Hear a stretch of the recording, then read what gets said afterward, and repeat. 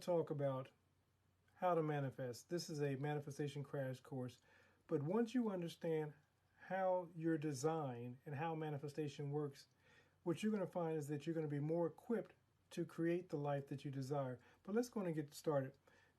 You're a trinity, a triune being of body, soul, and spirit. So we're going to draw you.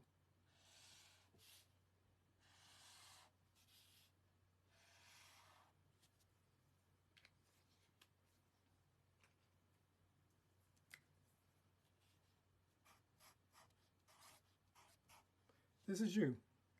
At each level, we go from what we call the material to the spiritual. And this is important. Many of us are trying to manifest from a material mind, not realizing that we're spiritual beings having a human experience.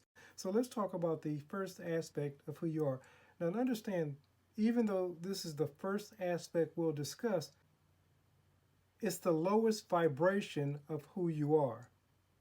The first aspect of who you are is self, or what we call ego.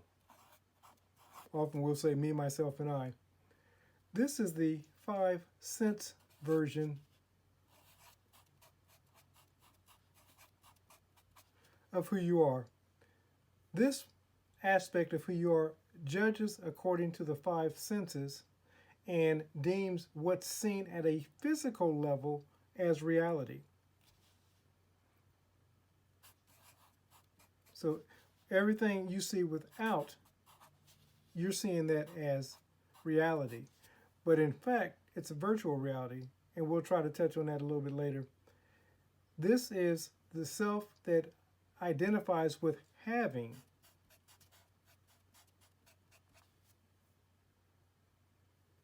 Now we're going to go into the next aspect of who you are. The next aspect is soul. This aspect identifies primarily with feelings, emotions, states, attitudes, dispositions, and so forth. Jesus called this the unseen. Often he would say, what you say in private will be shouted on the housetops. The private is the mindset of the individual, or what we call the soul. But again, this is the feeling nature of who you are. Neville had a book called Feeling is the Secret. Whatever you're doing at this aspect will be transferred down to the 5 sense or the self and begin to be outpictured into what we call reality. So we call this the doing. What are you doing at the feeling level? The next level is the spirit level of who you are. You're a spiritual being having a what? Human experience. You're not a human being having a spiritual experience. You're not a human body with a spirit. You're a spirit occupying a body. The body is your vehicle of travel, but the spirit encases the body, not the human body encasing the spirit. Just want to make that clear. This is the I am divine portion of who you are. I like to say that this is your super consciousness, your subconscious, and conscious. At the I am level of who you are, this is your being. What are you being at any given moment? So for example, if you're operating and you're holding in being the feeling of lack, then lack is what's going to be outpictured into your reality. If you say, I am abundant, and you're holding the being of abundance, you'll start feeling abundant, and through your 5 senses, you will start experiencing abundance that will be outpictured into what we call your reality. Now, the important thing of spirit is spirit works by way of imaging. It says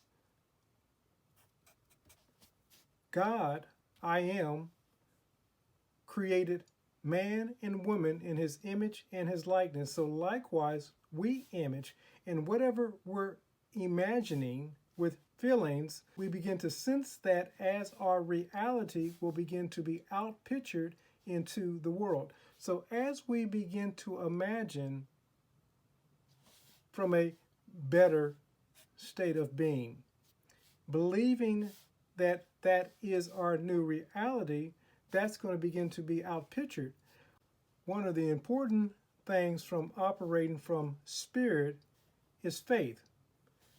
When we start operating from faith, a favorable anticipation in thoughts held, imaging, what's going to happen is you're going to begin feeling that as your current reality, and whatever you're holding in the soul area, the subconscious, that's what's going to be outpictured into the physical reality, or so-called, again, this is a virtual reality, because you have to understand that mind is always first cause. Whatever you're imagining in the spiritual level, this is ultimately what's going to be outpictured into what we call reality.